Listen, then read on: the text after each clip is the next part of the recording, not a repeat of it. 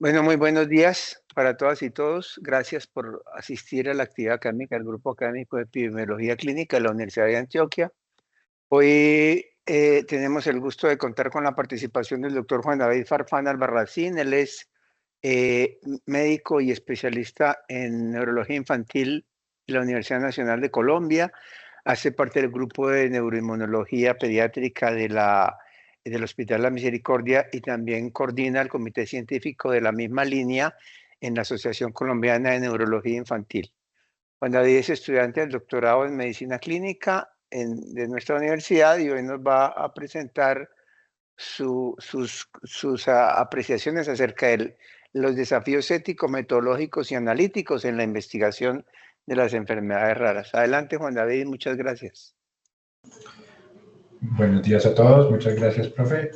Bueno, entonces la idea, como les contó el profe Jaime, es hablar sobre la investigación clínica en enfermedades raras desde el punto de vista de los desafíos éticos, metodológicos y analíticos.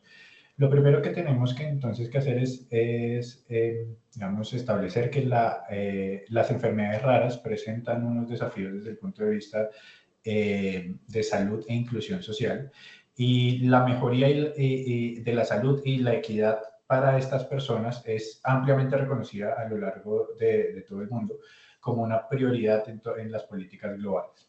Y esto se ve reflejado en estrategias como el Día Mundial de las Enfermedades Huérfanas, que acaba de pasar, fue el 28 de febrero este año, y que en general, digamos que se hace para visibilizar el problema de las enfermedades huérfanas, el problema desde el punto de vista social y de salud que representan las enfermedades huérfanas. Y pues normalmente se hace el 28 de febrero todos los años, pero cuando hay año bisiesto se hace el 29 de febrero para establecer esa rareza de ese día en concordancia pues con el Día de las Enfermedades Raras. Hasta 2024 en realidad no existía una sola definición de enfermedades raras y no se había establecido de forma conjunta una definición para los estudios, para las políticas globales.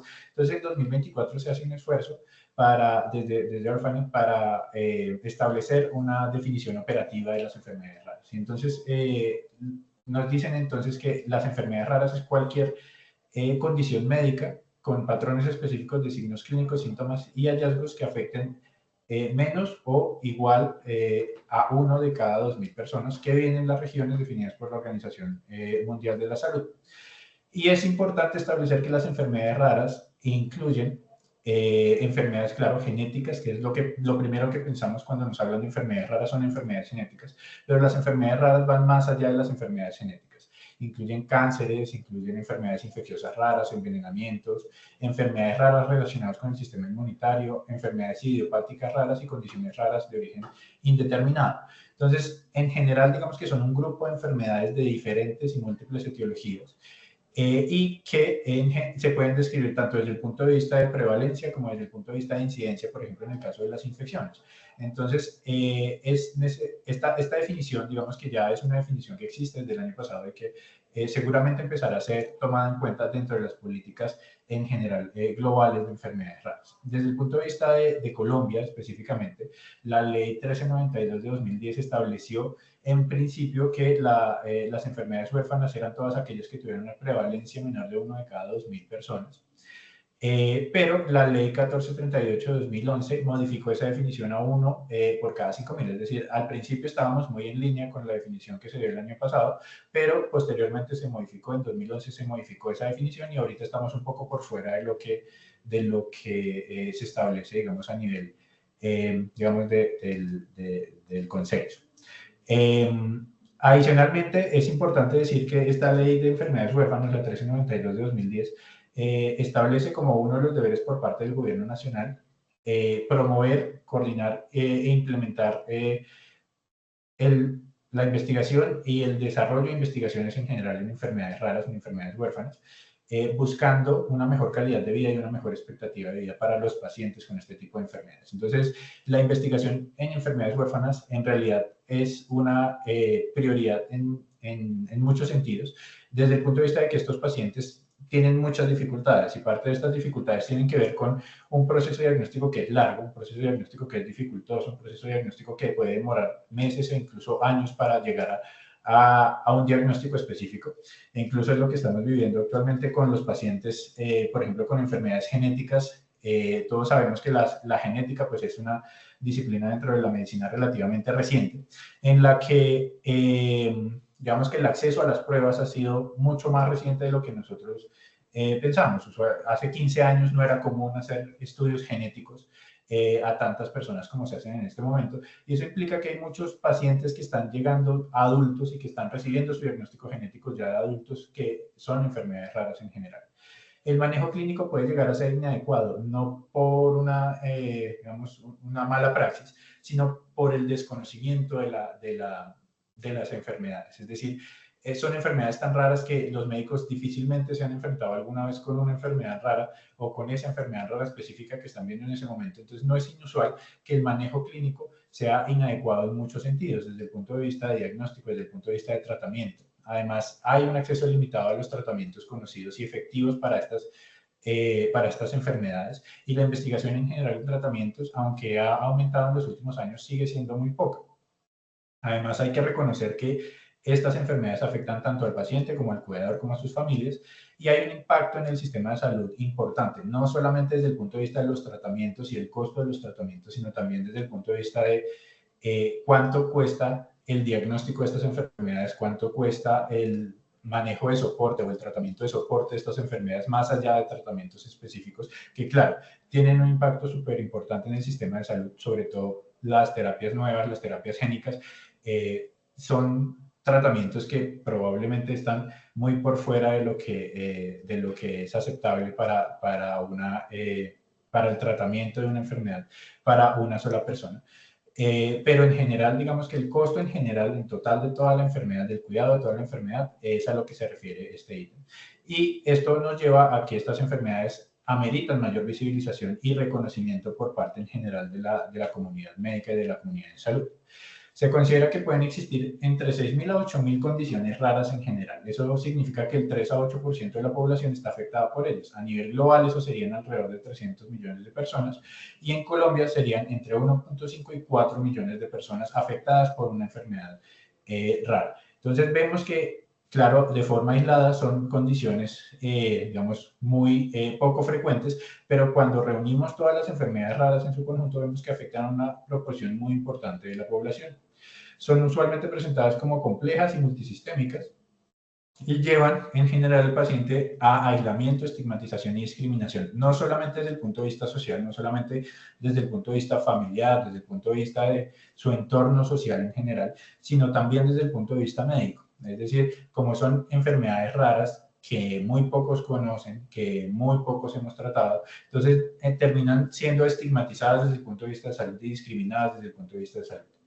Y una anotación importante es que el 70 al 90% de las enfermedades raras inician en la niñez. Y esto quiere decir entonces que muchas de las enfermedades raras las vemos desde el ámbito pediátrico en las diferentes especialidades pediátricas.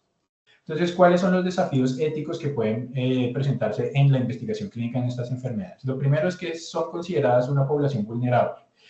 Por todo lo que acabamos de decir, por todas las consideraciones que hemos hecho previamente, son consideradas una población vulnerable, y entonces la investigación debe estar enfocada en sus necesidades y prioridades de salud como individuo, como grupo o como comunidad. Y además tenemos que tener en cuenta que las investigaciones se deben llevar a cabo cuando tienen un claro beneficio o cuando excluirlos de la investigación perpetúa o exacerbaría sus disparidades. Entonces, esto es lo que nos dice la Declaración de Helsinki de 2024 sobre la investigación en población vulnerable, que es donde entran estos pacientes. Además, tenemos otros desafíos, como por ejemplo que usualmente cuando estamos haciendo investigación en enfermedades huérfanas, y por ejemplo estamos investigando un tratamiento, nosotros estamos ofreciendo la única opción disponible en la mayoría de los casos. Es decir, no tenemos diferentes tratamientos para las enfermedades, sino que le estamos ofreciendo al paciente lo único que existe que podría tratar su enfermedad. Esto trae unas implicaciones desde el punto de vista de éticos importantes, porque se tiende a sobreestimar el riesgo, el beneficio, y a minimizar los riesgos. ¿Qué quiere decir esto? Que cuando yo estoy hablando del tratamiento, usualmente digo, va a tener mucho beneficio y los riesgos los dejo un poco de lado o hablo menos de ellos. Y esto pues tiende a hacer que los pacientes pierdan un poco de autonomía en el sentido de que van a percibir el tratamiento como la única opción disponible para ellos.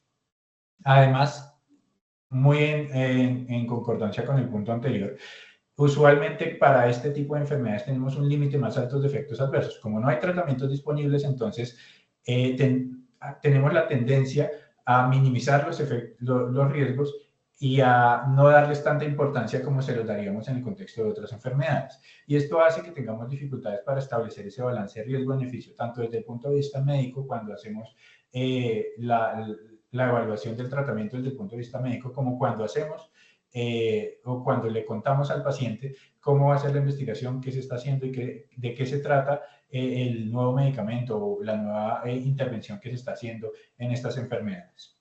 Además, frecuentemente nos encontramos con conflictos de interés. Y esto tiene que ver con una cosa, y es que como las enfermedades raras, pues son raras, muy pocas personas tienen o se ven inmersas en el seguimiento, en el tratamiento, en el conocimiento de estas enfermedades. ¿Y esto qué quiere decir? Que las personas que más saben sobre estas enfermedades van a ser, digamos, las que estén patrocinadas por la industria para dar charlas, para dar a conocer la enfermedad y para hacer investigaciones sobre el tratamiento. Entonces, esto se convierte en un conflicto de interés e incluso la evaluación de los medicamentos cuando ya existen es difícil. Un ejemplo relativamente reciente lo tenemos con un medicamento que se llama serliconasa alfa, que es un reemplazo enzimático para una enfermedad que se llama lipofuscinosis aquí en Colombia, y que el ministerio citó a un panel de expertos para la evaluación del tratamiento y para saber si era costo efectivo en el largo plazo. ¿Cuál fue el inconveniente? Que todos los que tenían alguna relación con la enfermedad y con el tratamiento, es decir, los expertos, también estaban patrocinados por la industria. Entonces, los conflictos de interés llevan a que las evaluaciones también sean difíciles. Y además, tenemos un inconveniente adicional, es que estos medicamentos para enfermedades huérfanas, como son la única opción disponible y usualmente este tipo de enfermedades son potencialmente mortales, se están llevando hacia una cosa que tienen algunas entidades de regulación, que son las aprobaciones aceleradas. Y las aprobaciones aceleradas se están convirtiendo más en la norma que en la excepción en estas enfermedades. Es decir, muchos de los medicamentos que existen actualmente para enfermedades huérfanas o que están en estudio incluso, que aún no han terminado ensayos clínicos, están entrando en procesos de aprobaciones aceleradas para que los pacientes tengan acceso más rápidamente a ellas, pero con las limitaciones que eso implica desde el punto de vista de estudio, de resultados de las investigaciones. Entonces, ¿cuáles son las conclusiones sobre los desafíos éticos? Lo primero es que las investigaciones deben tener en cuenta que son pacientes vulnerables y deben ser tratados como pacientes o como personas vulnerables dentro de la investigación.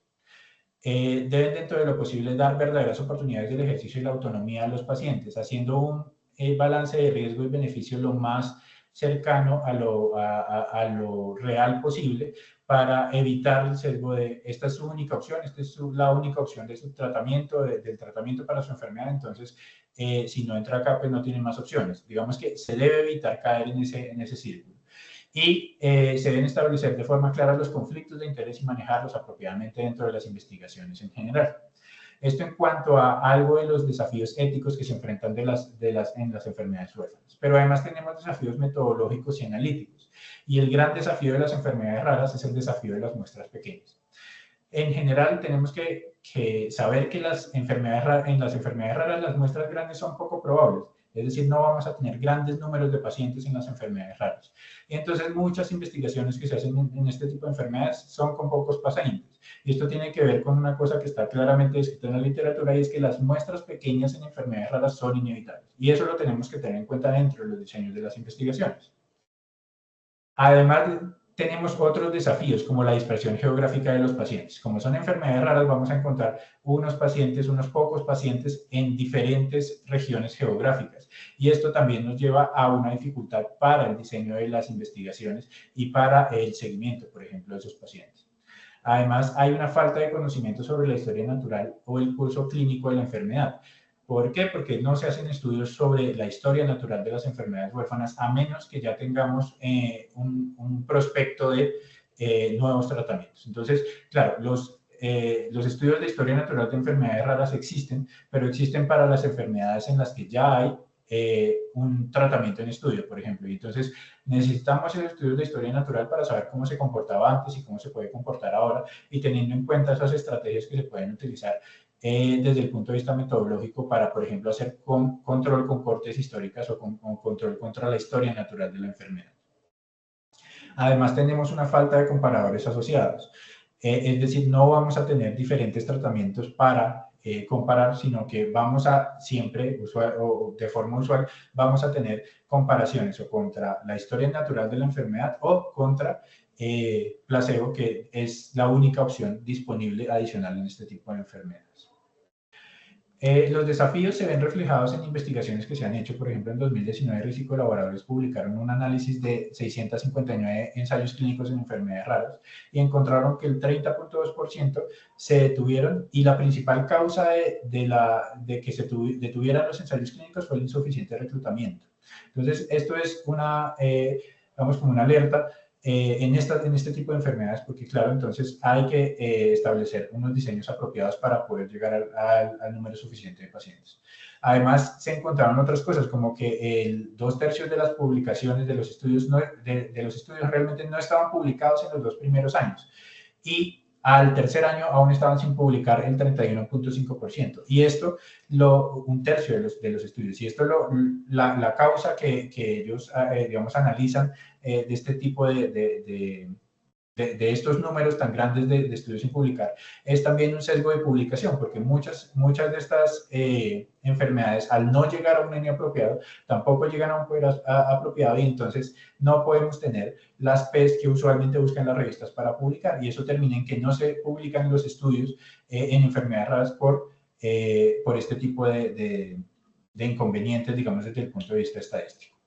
Entonces, lo primero es que nos tenemos que preguntar si la población, en las enfermedades raras, si la población es representativa de las personas con la enfermedad estudiada. En general, digamos que esa es la primera pregunta que nos tenemos que hacer, y si existe algún problema con esa población que estamos estudiando.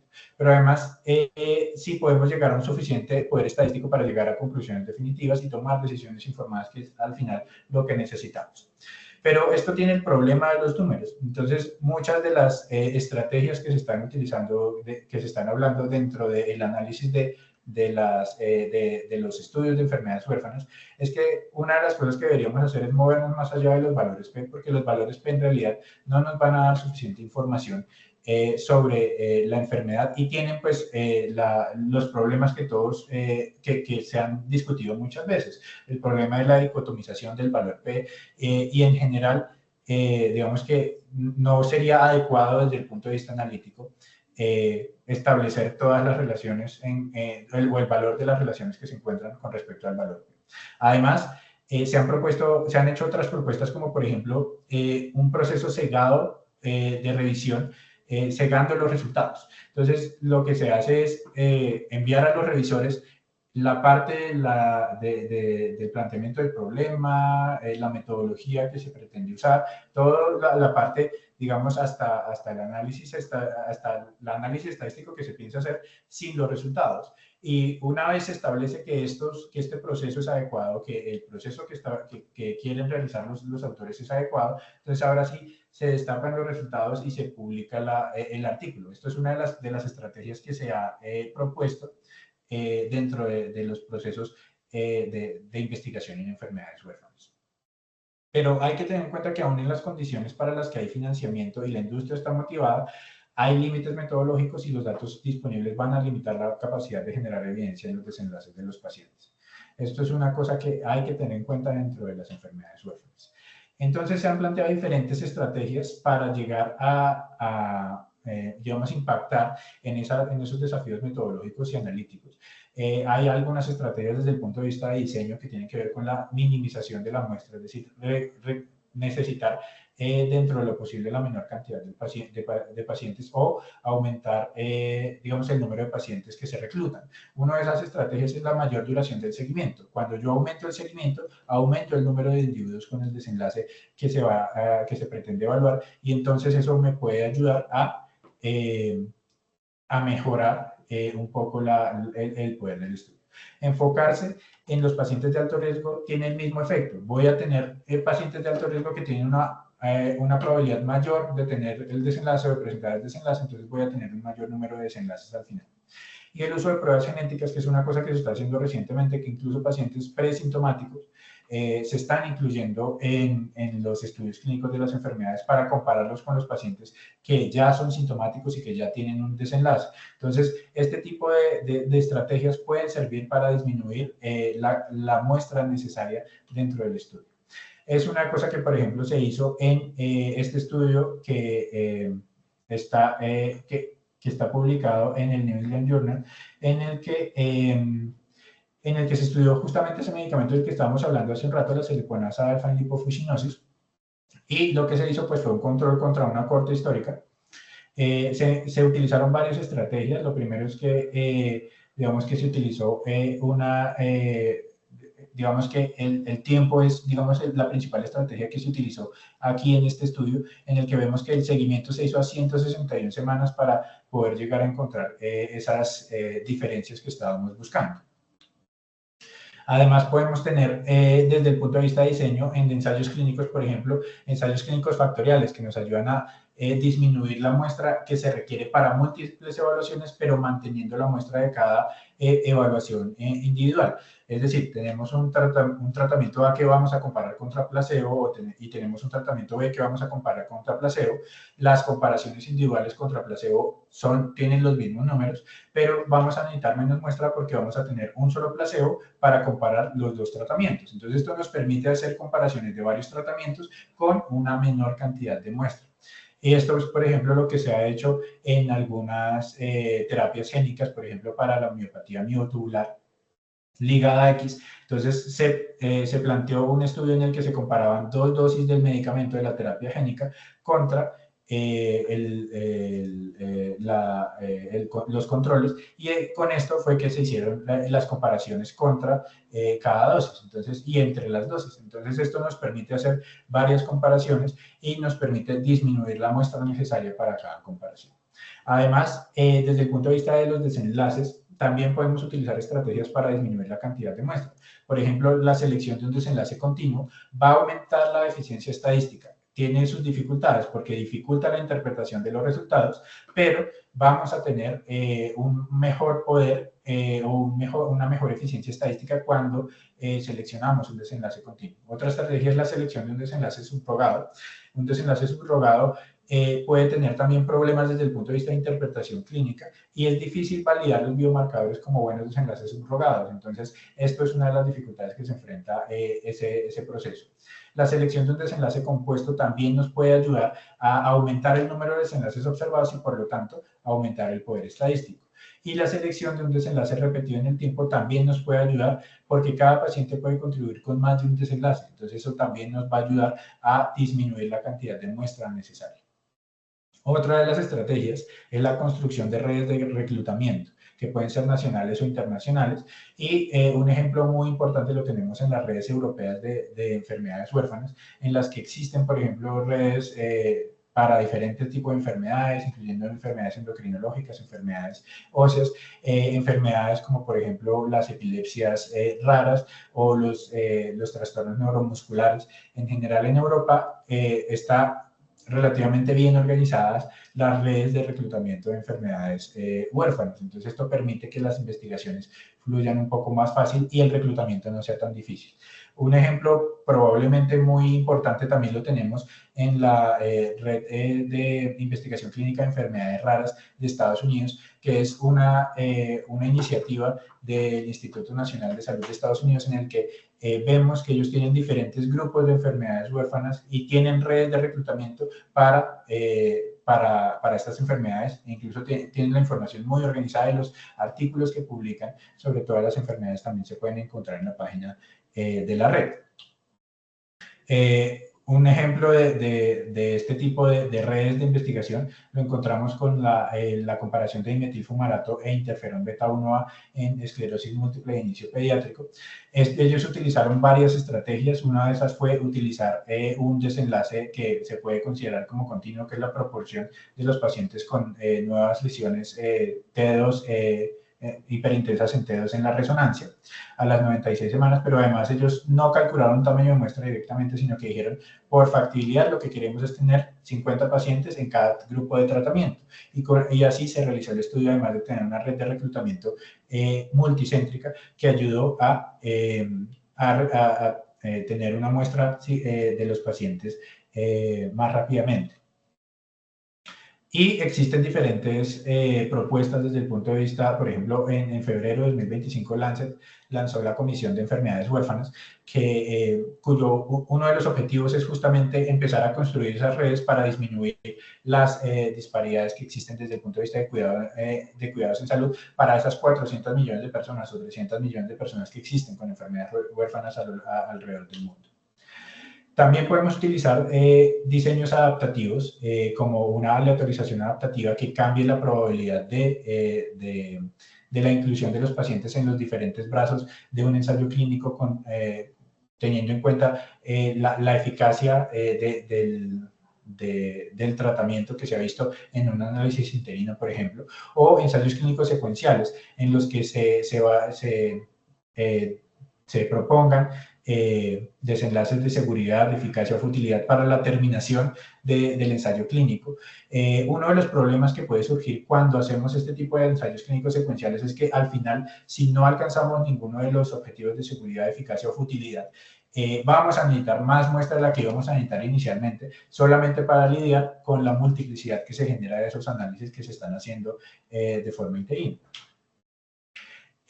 Un ejemplo de este tipo de estrategias la vemos en el estudio de seguridad y eficacia de givinostat en niños con distrofia muscular de Duchenne, que es un estudio primero multicéntrico, entonces ahí vemos las redes de reclutamiento y que utilizó primero pues el desenlace primario, era el cambio en la evaluación de 4 escalones, pues de subir 4 escalones, de la prueba de subir 4 escalones a las 72 semanas, que vemos que es un desenlace que se puede interpretar como un desenlace continuo. Adicionalmente, ellos, ¿sí? Ok. Adicionalmente, ellos hicieron un recálculo de la muestra después de un análisis interino como parte del estudio. Entonces vemos aquí un diseño adaptativo dentro de los resultados. Adicionalmente, tenemos otras técnicas que ya vienen más desde el punto de vista analítico, algunas que se pueden considerar como poco adecuadas, como por ejemplo aumentar el alfa. Entonces, esa es una estrategia. Incluso algunas revistas, algunos autores proponen que el alfa aceptado para algunas de esas enfermedades pueda ser 0.1 en lugar de 0.05. O otra de las estrategias que esta es un poco más aceptada es correr estudios con bajo poder que serán prospectivamente analizados en el contexto de metaanálisis que son planeados de forma prospectiva. Es decir, corremos varios estudios que al final los resultados van a ser un metaanálisis de todos esos estudios que hicimos que se va a hacer de forma prospectiva.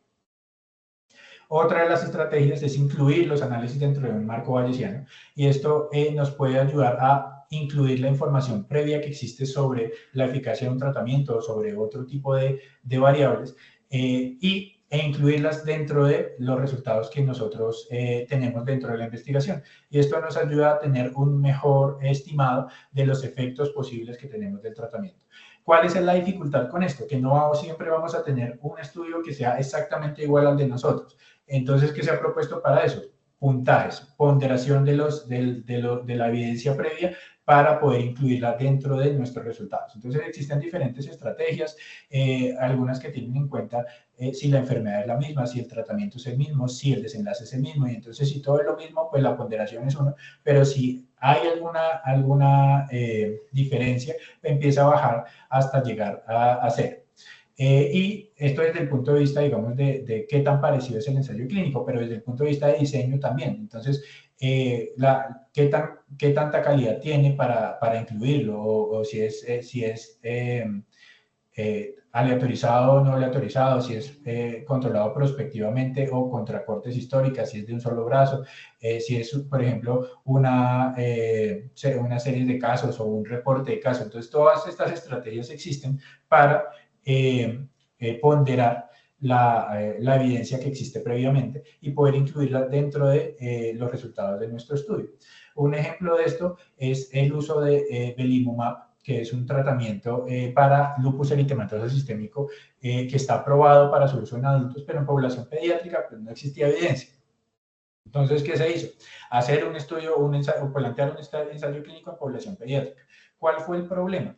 Que no se alcanzó un N adecuado. Entonces, llegaron a un N de 93 con 40 controles y 53 pacientes en intervención, que no era suficiente para encontrar diferencias. Entonces, ¿qué propuso la FDA cuando hizo el análisis de del estudio? Cuando estaba analizando los datos para poder incluir el medicamento dentro de las posibilidades terapéuticas en pacientes con lupus. Les propuso hacer un análisis Bayesiano, y esto fue propuesto directamente por la FDA para mejorar las estimaciones de esa probabilidad de eficacia que teníamos de los resultados del estudio. Y entonces ellos, como esto no era un análisis que estuviera planteado, ellos lo que hicieron fue incluir todas las posibles ponderaciones de los diferentes análisis que además venían de estudios en adultos, es decir, no eran estudios directamente realizados en niños porque no existían tampoco series de casos descritas, digamos, para niños, pero sí, lo que sí existía era la evidencia de los estudios de adultos. Entonces, lo que hicieron fue ponderar esa evidencia desde los estudios de adultos, le dieron diferentes pesos a lo que estaban encontrando y con eso calcularon el logaritmo del OR y calcularon los intervalos de credibilidad y la eficacia posterior. Entonces, a partir de aproximadamente 0.55 como peso de la evidencia previa, se encontraron que la probabilidad de eficacia del tratamiento era muy alta, con resultados estadísticamente significativos. Entonces, son estrategias que se pueden llegar a utilizar dentro de enfermedades huérfanas para manejar un poco esas muestras pequeñas que nos encontramos dentro de estas enfermedades. Adicionalmente, se pueden usar también estrategias para maximizar la información que dan los tratamientos. Por ejemplo, los diseños ND1 o los diseños crossover pueden ayudar a tener una mayor cantidad de información sobre los pacientes que ya podemos incluir en el estudio. Entonces, esto tiene, especialmente los diseños crossover, tienen algunos inconvenientes. Y es que, por ejemplo, necesitamos que el alivio de la enfermedad sea rápido, o sea, prácticamente inmediato para poder evaluar el efecto del medicamento sobre la enfermedad y además que una vez quitemos el medicamento, ese efecto se disminuya o se vaya o simplemente pues desaparezca. Esa es una necesidad dentro de los estudios crossover para poder estudiarlo de esta forma. Pero además, tenemos que tener en cuenta que muchas de las enfermedades raras son crónicas y progresivas. Entonces, si durante el transcurso del ensayo los pacientes progresan dentro de su enfermedad, no vamos a poder saber si la progresión es debida a digamos que los resultados van a estar sesgados en el sentido de que la mejoría puede verse disminuida, la mejoría relativa al medicamento puede verse disminuida simplemente por la progresión de la enfermedad. Entonces, son cosas que hay que tener en cuenta. Usualmente lo que se hace es tener dos brazos, el tratamiento A y el placebo, por ejemplo, que después se reorganizan y entonces los que estaban en tratamiento pasan al placebo y los que estaban en placebo pasan al tratamiento y usualmente se plantea un periodo de washout, que es un periodo para digamos como limpiar los efectos residuales del medicamento, que eso depende de la enfermedad, depende del medicamento que se esté estudiando y de muchas otras variables. Un ejemplo de esto es el protocolo de estudio de N-acetilileucina que existe actualmente para Niemann-Pick tipo C, que está planteado como un estudio multinacional, nuevamente hablando de las redes de reclutamiento, y en el que se va a hacer una fase crossover para la evaluación de la efectividad del tratamiento. Entonces vemos que son estrategias que también se están utilizando actualmente en estudios que están en curso. Para estudios observacionales también podemos utilizar análisis bayesiano para tratar un poco con esa confusión residual que podemos tener dentro de los estudios observacionales y los métodos otros métodos para tratar la confusión en los estudios observacionales pueden ser los propensity score. Los propensity score son estrategias que pueden ayudarnos a lidiar con la confusión en muestras pequeñas y digamos que existen diferentes estudios de simulación en los que se ha visto que incluso con muestras tan pequeñas como 25 pacientes, el riesgo o el sesgo de la diferencia de riesgo es muy bajo. Esto incluso con, digamos, con desenlaces que son relativamente raros de alrededor del 5%. Y esto lo podemos ver que se mantiene para desenlaces un poco más altos como 20% y 50%, e incluso cuando alcanzamos muestras muy altas, lo que muestran las simulaciones es que el propensity score en realidad lo que hace es aumentar un poco más el sesgo en la diferencia de riesgo de lo que probablemente se aumentaría si no hiciéramos propensity score. Y además, en muestras muy pequeñas, lo que vemos es que en la medida en que aumenta la frecuencia del desenlace, el sesgo de la diferencia de riesgo también disminuye. Entonces, estos estudios de simulación nos muestran que efectivamente pues, es posible utilizar propensity score incluso con muestras pequeñas.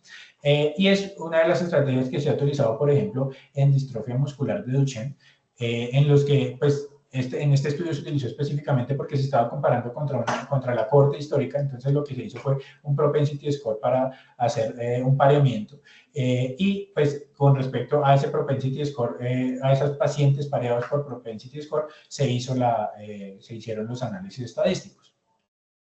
Y este es otro ejemplo del uso de propensity score en muestras incluso muy pequeñas en los que se estaba hablando de la historia natural de la enfermedad de Barth en pacientes, digamos, con y sin tratamiento para esta enfermedad. Y lo que se hizo fue, pues, digamos que utilizar el propensity score para balancear las dos cortes, dicen ellos. Y además, las variables que utilizaron, pues, fueron edad, altura y la prueba de caminata de 6 minutos basal, la distancia caminada en 6 minutos basal, para después realizar los análisis y establecer si existen o no existen diferencias. Esa es una estrategia que se utilizó en este estudio, que pues utilizó muy pocos pacientes, como pueden darse cuenta dentro de su análisis.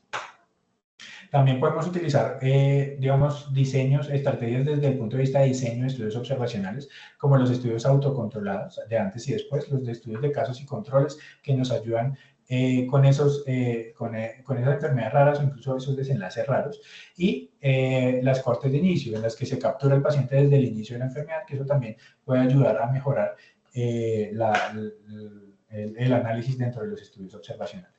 Entonces vemos que existen diferentes estrategias que nos ayudan a lidiar un poco con esa parte de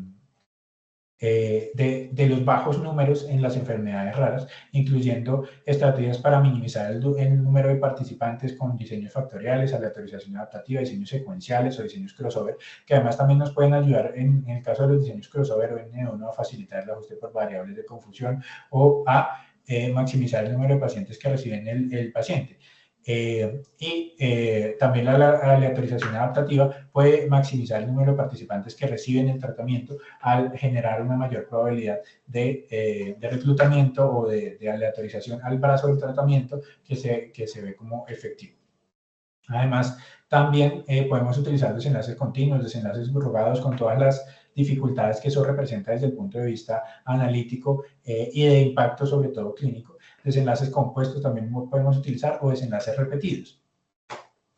Incrementar el tiempo de seguimiento pues es una estrategia que nos va a ayudar a maximizar la información y el muestreo caso control, que también nos ayuda a minimizar el número de pacientes requeridos. Utilizar pacientes de alto riesgo para aumentar el número de desenlaces que se presentan nos ayuda a maximizar la información de los desenlaces. Las redes de reclutamiento nos ayudan a expandir pues, el acceso a estudios y de los participantes a los estudios. El incremento del alfa, aunque es muy debatido y en general, digamos que es otra de las estrategias que se puede utilizar para hacer estudios con bajo poder. Los propensity scores facilitan el ajuste por variables de confusión, aún con muestras pequeñas, como vimos. Y también podemos hacer uso de estudios con bajo poder en el contexto de un metaanálisis o en el contexto de incluir las investigaciones dentro del marco bayesiano que nos ayude a lidiar con este tipo de estudios con muestras bajas. En conclusión, existen diferentes aproximaciones metodológicas para, desde el diseño o desde el análisis de los datos para disminuir el riesgo de sesgos. Y las principales estrategias están basadas en la optimización del reclutamiento, principalmente con redes de reclutamiento, la disminución de los requerimientos de muestra, pensando bien el desenlace y estableciendo bien cómo se va a medir ese desenlace, la optimización de la muestra disponible, en el caso sobre todo de los ensayos clínicos para mejorar, digamos, los resultados, y el uso de los datos previamente disponibles en el contexto de metaanálisis o estudios en el contexto o en un marco bayesiano que nos permita utilizar la información previa disponible. Desde el punto de vista de la implementación y la investigación doctoral, ¿qué se está haciendo? Lo primero es que, digamos, mi investigación es una investigación que tiene que ver con el uso de los neurofilamentos o el estudio de los neurofilamentos como un factor pronóstico en enfermedades, en enfermedad desmielinizante, que es una enfermedad rara. ¿Qué estamos haciendo? Lo primero, pues, es que los pacientes se incluyen dentro del estudio desde el inicio de la enfermedad, una corte de inicio. Es un diseño multicéntrico con el que se espera además conformar la primera red de investigación de neuroinmunología pediátrica en Colombia. Se usa un desenlace que será analizado como variable cuantitativa, que es el puntaje del EDSS. Además, existen otras posibilidades de implementación como el uso de análisis bayesiano. Hay que ver qué tan factible es eso teniendo en cuenta la poca información realmente que existe sobre la parte de pronóstico en estos pacientes. Y un tiempo de reclutamiento largo. Actualmente se tiene un tiempo de reclutamiento esperado de 3 años para lograr pues, una muestra que pueda resultar en resultados, pues, de la que se puedan obtener resultados significativos. Muchas gracias. David, qué buena presentación y efectivamente qué reto tan grande este problema de las enfermedades. Bueno, mientras los compañeros asistentes levantan la mano, yo tengo 2 inquietudes, pero una primera, Juan, es yo no sé si sea solamente semántica, porque esto me recordó mucho una discusión al interior de la OMS con respecto a la definición de neglected tropical diseases, de enfermedades tropicales abandonadas. Entonces, a algunos nos sonaba algo absurdo suponer que el dengue se puede meter en el mismo costal de algunas enfermedades tropicales que ni siquiera somos capaces de pronunciar el nombre, que se presentan predominantemente en África. Entonces acá también tengo dudas porque yo veo que se usa indistintamente el término enfermedad rara y enfermedad huérfana, pero lo raro entendido como inusual parece sencillo de definirse simplemente en términos de un número, menos de 1 en 2.000 o menos de 1 en 5.000.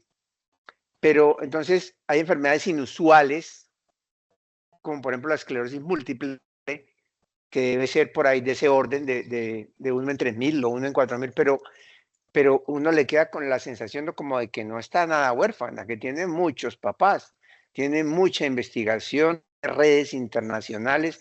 Es decir, pareciera que en algunas enfermedades raras parecieran que se atienden más, por lo menos desde una perspectiva, digamos, de difusión que otras. Entonces, no sé, Juan, si existe una diferencia formal o indistintamente uno habla de raras y de huérfanas. En general, digamos que la literatura las trata como una misma enfermedad, refiriéndose a esas frecuencias bajas y además pues a esa dificultad para acceder a la investigación y a los tratamientos en general.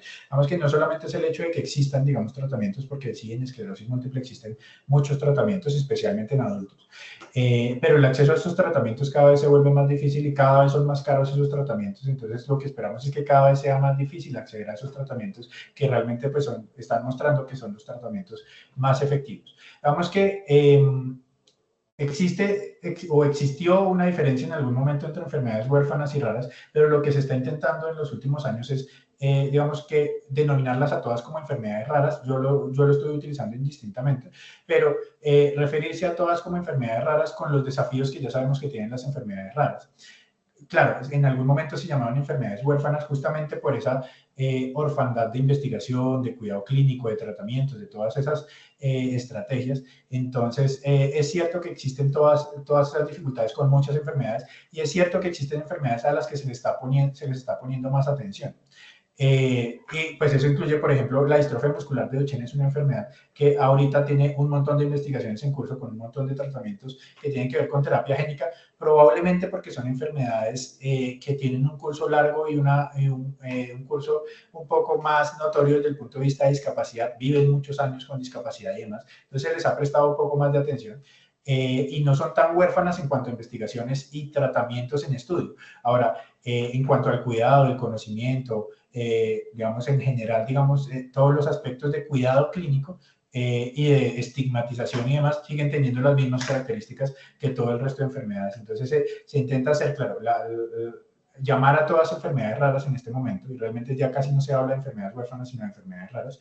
Y claro, están las otras enfermedades que además, que no es que sean estrictamente hablando raras, por ejemplo, las enfermedades infecciosas del África y demás, puede que haya algunas que no sean estrictamente raras, pero sí son abandonadas en el sentido de que no existe una investigación para esas enfermedades. No existen grupos de investigación para esas enfermedades, no existe una aproximación desde el punto de vista clínico apropiado para esas enfermedades. Entonces creo que existe esa distinción y probablemente en los próximos años lo que hagamos sea como depurar un poco cuáles vamos a meter en qué paquete. Pero en este momento realmente se tiende a llamarlas todas enfermedades raras. Muy bien, Juan. Muchas gracias. Compañeros, compañeras, tenemos unos minutos de discusión. Creo que la presentación de Juan fue muy, muy interesante y con muchos aportes desde el punto de vista, no solamente de la problemática de estas condiciones, sino desde el punto de vista metodológico. Me parece muy llamativo las posibilidades que se abren también desde el punto de vista del desarrollo o de la implementación de diferentes diseños de investigación. ¿Quién tiene comentarios, intervenciones, preguntas, sugerencias para Juan David? Nos dejó callados, hermano. Laura, adelante. Buenos días, Juan David. Muchísimas gracias por la presentación.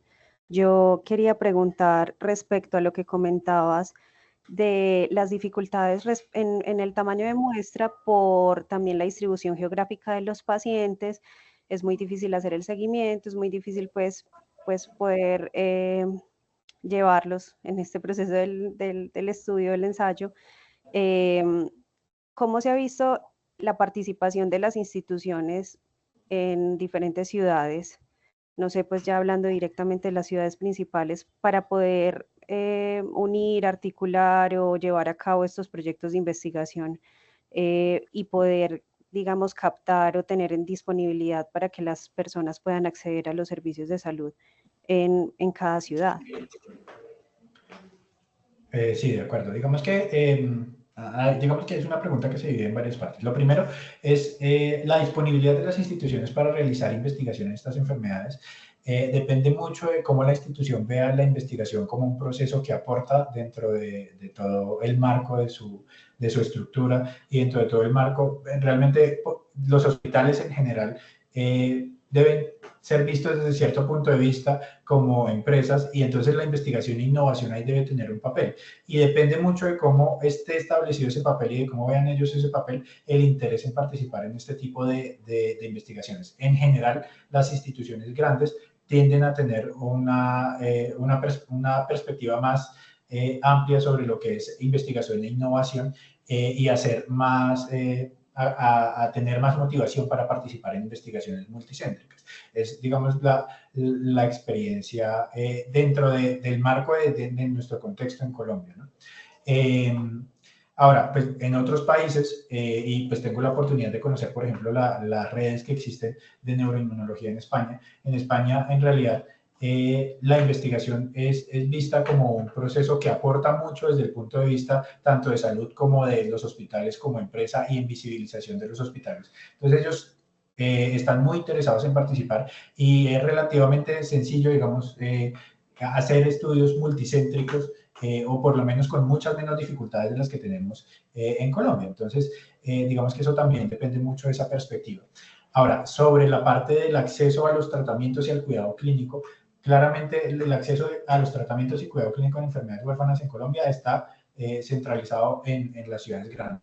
básicamente Medellín, Cali y Bogotá son las que tienen, y especialmente Bogotá, son las que tienen montados sistemas para la atención o centros de referencia de enfermedades huérfanas que pueden atender estos pacientes y que pueden brindar opciones de tratamiento a los pacientes.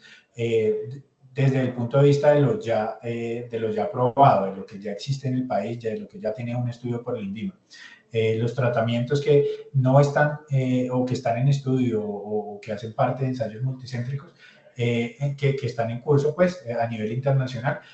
También hay algunas instituciones que participan en ese tipo de ensayos multicéntricos en Colombia. Y eso también pues brinda la oportunidad a los pacientes de acceder tempranamente a algunos tratamientos con todas las dificultades éticas y con todos los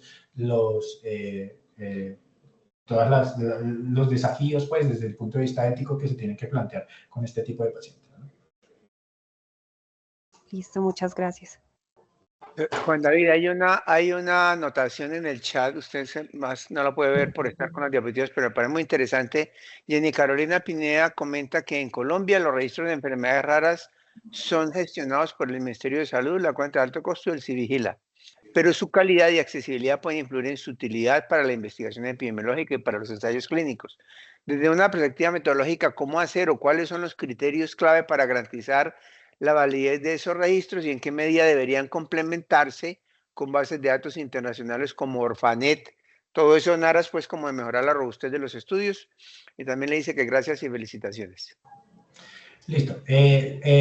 Sí, el registro de enfermedades huérfanas en Colombia es un registro que es difícil, depende enteramente de que las instituciones hagan un trabajo muy importante desde el punto de vista de seguimiento. Como son enfermedades huérfanas, además, es muy difícil que todos los médicos estén enterados de qué es y qué no es una enfermedad huérfana. Por ejemplo, el Guillain-Barré debe ser notificado como enfermedad huérfana y la mayoría de veces no se hace, se notifica solamente como parálisis flácida, porque es lo que la gente, digamos, tiene dentro de la estructura de la enfermedad. Pero este tipo de enfermedades tienen esas dificultades de registro. El registro es difícil en general. Lo que se está haciendo desde el ministerio es intentar hacer paneles con expertos para poder establecer cuáles son los criterios reales de inclusión de un paciente en una u otra enfermedad huérfana para poder llevar un registro, digamos, más desde el punto de vista operativo. Ahora, ¿para qué se está utilizando ese registro de enfermedades huérfanas en Colombia en la realidad, en la práctica clínica diaria, para el acceso a los tratamientos? Si el paciente no tiene la notificación como enfermedad huérfana, su acceso a medicamentos para cualquier enfermedad o incluso que no estén aprobados o que no tengan los estudios, las indicaciones INVIMA exactas, se vuelve completamente imposible. Es decir, lo que están haciendo las instituciones, no tanto las instituciones como las EPS, es exigir el registro en enfermedades huérfanas para el acceso a los tratamientos. Pero eso también implica que, por ejemplo, las enfermedades huérfanas que no tengan necesidad de un acceso a un tratamiento específico están dejando de registrarse simplemente pues porque no existe. Entonces, en Colombia hay que hacer un trabajo muy importante desde el punto de vista de enfermedades huérfanas. El CIE-10 no ayuda mucho porque además en el CIE-10 los diagnósticos son un poco inespecíficos. Probablemente las actualizaciones de la clasificación internacional de enfermedades también ayudan un poco a mejorar ese registro, y los sistemas electrónicos también van a ayudar porque los sistemas electrónicos van a empezar a generar alertas seguramente en muchos hospitales para la notificación de las enfermedades huérfanas. E indudablemente lo que tiene que pasar en un futuro es que los datos que se generan desde Colombia y en general otros países latinoamericanos, que es lo que nos está pasando en este momento, se integren a redes de información internacional, como lo está proponiendo Lancet. Que toda esa información que nosotros vamos a generar eventualmente, que ojalá sea de mejor calidad, llegue a esas redes internacionales y que pueda utilizarse dentro de las descripciones, por ejemplo, de historia natural de la enfermedad que se requieren para muchas enfermedades. Muy bien, Juan, muchas gracias. ¿Más comentarios, preguntas, intervenciones? Fabián, no sé cómo me escuchan aquí. ¿Quién habla? ¿Daniel? Hola, sí, Fabián, ¿cómo estás? Adelante, hermano. Gracias. Gracias, Juan David. Muchas gracias por tu presentación. No, tocar ese punto de lo de los tamaños de muestra. Eh, Ayer, por ejemplo, Fabián, en la clase que teníamos de causalidad, hablábamos sobre las evidencias, ¿cierto? Y previamente hablábamos de la causalidad desde esa mirada individual y de esa mirada poblacional, los promedios, ¿cierto? Cuando los datos ya están agregados. Yo creo que, aunque no del todo, el enfoque de Fisher, Newman.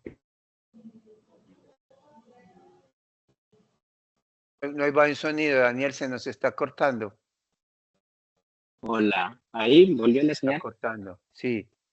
Estaba diciendo que a partir de la discusión de ayer de lo poblacional y lo individual. Eso, y de las evidencias, a veces, sobre todo en este contexto de las enfermedades raras, somos demasiado rigurosos con el tema del tamaño de la muestra. Desde ese enfoque de Newman, Pearson y Fisher, lo del error tipo 1, el error tipo 2, eso nos lleva generalmente siempre a grandes tamaños de la muestra, dependiendo obviamente del efecto pues, que se quiera estimar. Y en este contexto de las enfermedades huérfanas, las enfermedades raras de muy baja frecuencia, a veces ese rigor sobre el tamaño de muestra no necesariamente es el que debe guiar, ¿cierto? Si hacer o no la investigación. Como dicen por ahí, a veces es mejor esto poquito que no hacer nada, ¿sí?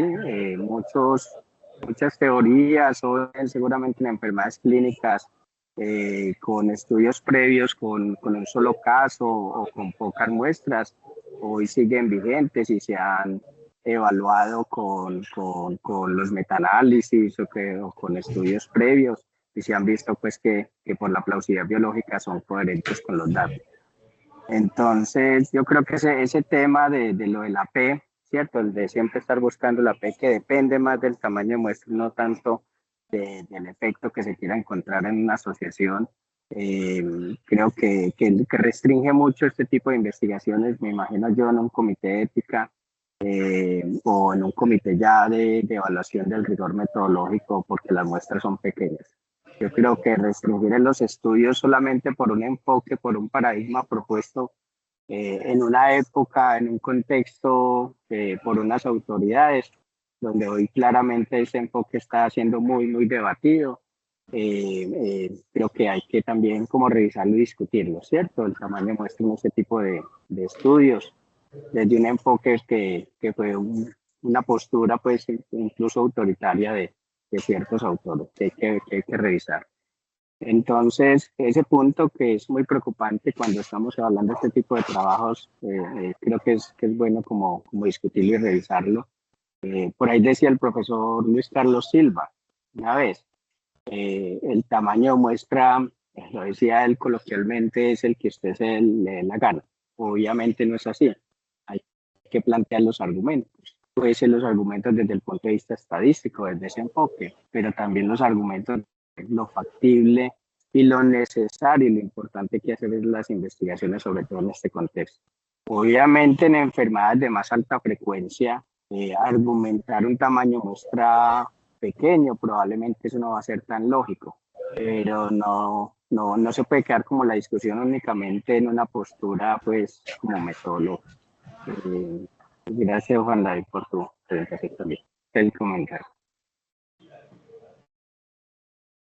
Sí, yo iba de hecho como en ese mismo lado de lo que estaba comentando Daniel. A mí me parece que en principio, es decir, hay una discusión de fondo en el concepto de cómo entendemos el azar en nuestras investigaciones y el azar mirado desde la perspectiva de cuando calculamos el tamaño de muestra para tratar de tener eso en cierta manera controlado, entre comillas, pero también cuando miramos en términos de la interpretación de los resultados, nuevamente el papel del azar. Yo estaba pensando esto mismo que comenta Daniel, en el caso de estas enfermedades tan extremadamente inusuales, pareciera que el principio de la inferencia estadística de alguna manera, si no se pierde, por lo menos hay que mirarlo de otra forma, porque es que cuando nosotros estamos pensando en el tratamiento para los pacientes con insuficiencia cardíaca, en el tratamiento para las mujeres con amenaza de parto prematuro, partimos del hecho de que hay una infinidad de individuos a los cuales nosotros no tenemos cómo acceder y por esa razón hacemos un muestreo para poderle inferir a ellos, pero acá de entrada estamos de alguna forma restringidos a un número de sujetos mucho menores. Entonces, yo siento que aquí de alguna forma el estudio de la inferencia, o mejor, la consideración de la inferencia estadística tiene que tener alguna clase de matiz que nos permita entender de otra manera esos datos, porque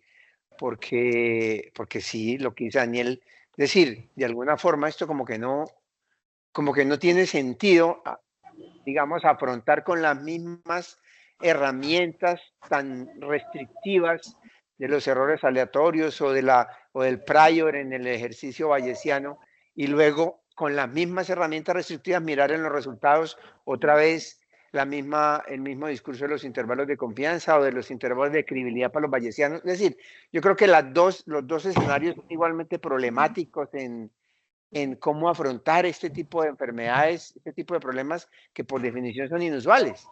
¿Ah? Bueno, acá hay una nota en el chat, Oscar. No sé si es Oscar Villada o es otro Oscar. Hay una nota acerca de la diferencia entre un estudio. Bueno, pero acá estaríamos mirando, realmente sería una discusión ya por fuera de la presentación de Juan David. Porque la pregunta dice, en un estudio que defina causalidad o asociación, ¿cuál es el tamaño adecuado de una muestra y qué va a sustituir la P? Yo creo que esa discusión se nos sale un poquito del contexto de las enfermedades raras. Bueno, 8:01 minutos, mis amigos. Muchas gracias a todos por su participación. Muchas gracias a Juan David y felicitaciones. Creo que fue una sesión muy productiva y usted hizo un excelente trabajo en su presentación para el grupo. Muchas gracias, Juan, y todos, y feliz día. Bueno, muchas gracias a todos. Hasta luego. Muchas gracias, doctor Farfán. Que tengan un buen día.